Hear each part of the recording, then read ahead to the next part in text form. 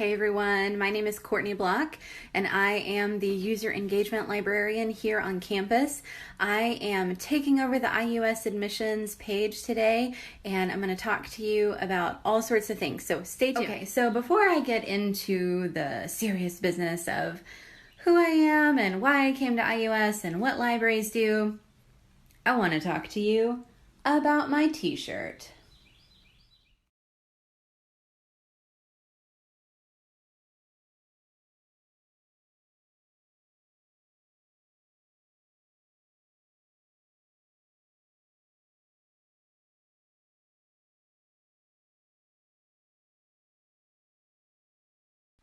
So yeah, I got my library degree from Bloomington in 2010. And actually, a lot of people do not even realize that there is a library science degree, but there totally is. You actually in Indiana and most other states to be a professional librarian. And the MLS is actually the terminal degree for librarians.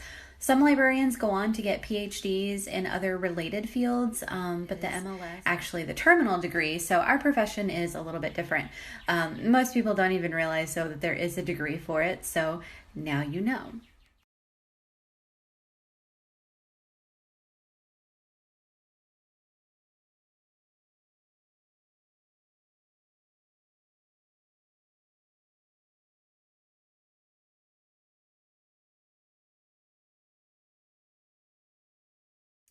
Okay, so that's a little bit about my professional journey, where I got my degree, how I spent the first part of my librarian career in public libraries, and how now I am in academia. Fun fact, my very first library job at the age of 14. And so I wanted to talk for just a second about why I chose librarianship. Plain and simple, I chose librarianship because libraries are really awesome at creating communities and I love helping people. And libraries are places, the really cool thing about libraries is that they are places where people go when they don't know where else to go. And where else in society can you go without having any reason, and where there are no expectations put on you. You don't have to buy anything.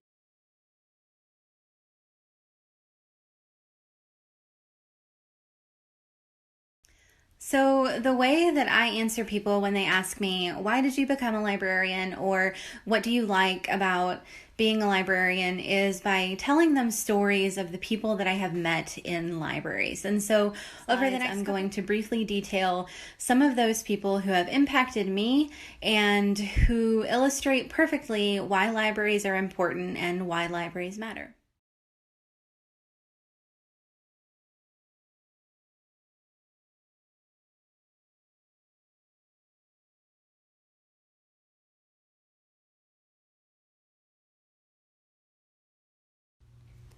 All right, so I wanted to take just a moment and show you the library's website and how to quickly navigate to the resources that you need. So this is what it looks like on the mobile view. What I recommend doing is just scroll down until you find this link, article and database search. Because once you click this, it takes you to this handy dandy page, which is a list of all Southeast databases. And start by just looking at the popular databases, but if you're not really sure where to go, you can start by just clicking databases by subject. We try to make it as easy as possible for you guys. So if you click here to a landing page of all the different majors and topics. So if you're interested in nursing, here you go. If you're interested in finance, then hey, here you go. So the very serious thing that I want to talk to you about briefly is library and librarian stereotypes. And I wanted to talk about that because I think that people have a lot of misconceptions about librarians. And one of the big misconceptions that I think people have right now is an assumption that just because the library building is closed at certain times or super restricted, that it automatically means that you're restricted. And that couldn't be further from the truth. The library building is open for people who don't have computer or, internet, the technology that they need. But that video that I just showed you, you can access all of those 7 from any internet connection. And just like there are stereotypes surrounding libraries as spaces, there are just as many stereotypes surrounding librarians as people, and sometimes those can actually be pretty harmful. I do sometimes like to have fun because, I like to read, and I have a cat, and I like tea. And I love me some cardigans. So I guess it was just destined that I became a librarian. But more importantly, this photo of me and the one time that I met David Duchovny. And most importantly, the reason that I think librarian stereotypes are really harmful is because I think that it keeps people from realizing the ways in which your librarians are available to you, especially I think a lot of people just assume that librarians are just connected to the reference desk and, literally tied to those roles of being inside the building, and that whenever we are outside accessible, and that really couldn't be further from the truth. So on the next slide, I'm going to share a number of different ways that you can still access your librarians.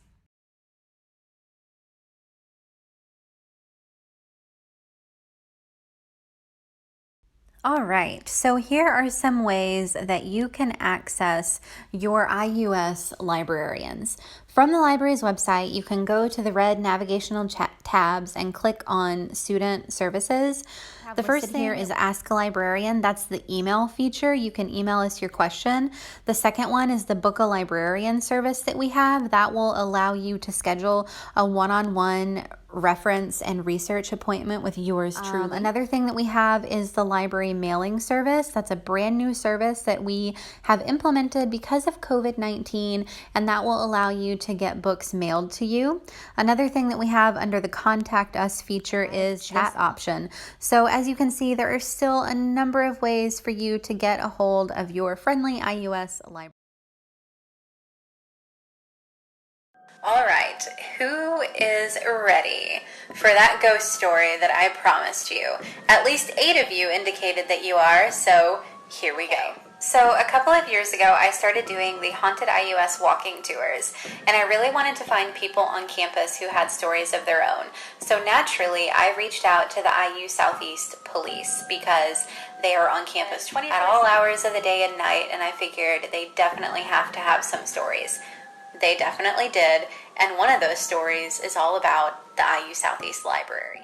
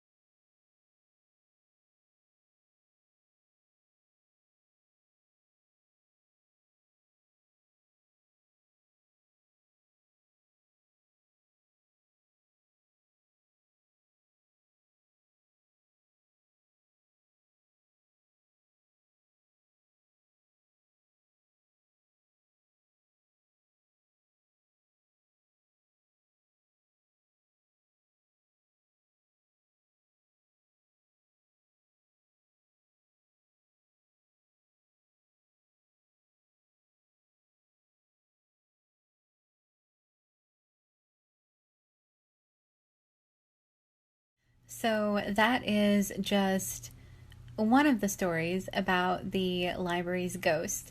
And some of you who came on the Haunted IUS walking tour in the past couple of years might have heard more. And I'm also planning on doing some version of the Haunted IUS tour again this year. I don't know if we're going to be able to do it in person, but even if we can't, I'm going to have some version of it.